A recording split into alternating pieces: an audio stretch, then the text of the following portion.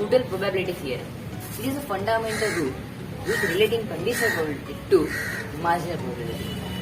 It is a total probability of an occurrence which can be visualized by using a several discrete event, hence the name. The total probability theorem is also used to say as alternative law because it is a very special case of a total probability theorem which can be applied to a random variable.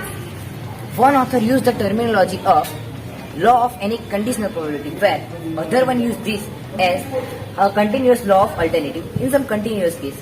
This result was first described by a scientist Grimet and Wells as partition theorem. We can also say partition theorem as a related law of total expectation.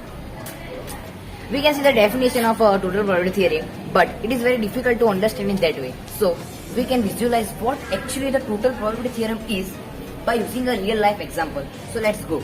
So now understand total probability theorem by using a real life example. Recently, I visited a stationery shop to buy a pen.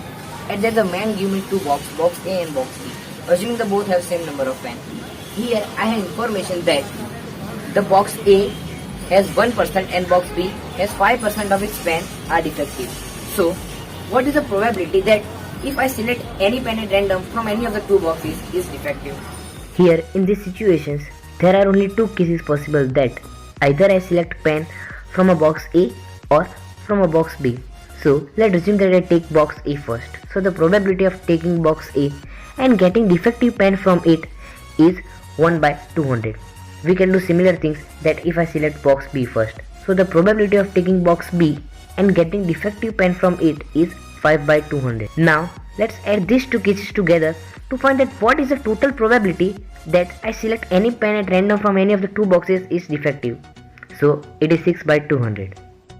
Here only two conditions for me, so there are two terms in equation. But what if there are n number of conditions? So we have to define an equation with an n term which can show the possibility of an nth condition.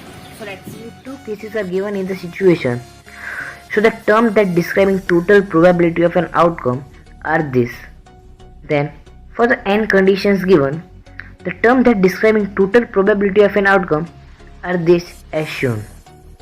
Yes, we can also write this term in a form of a summation as shown below.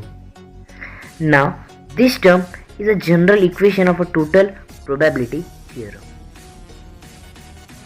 That's the total probability theorem which we want to discuss. Thanks for watching my video.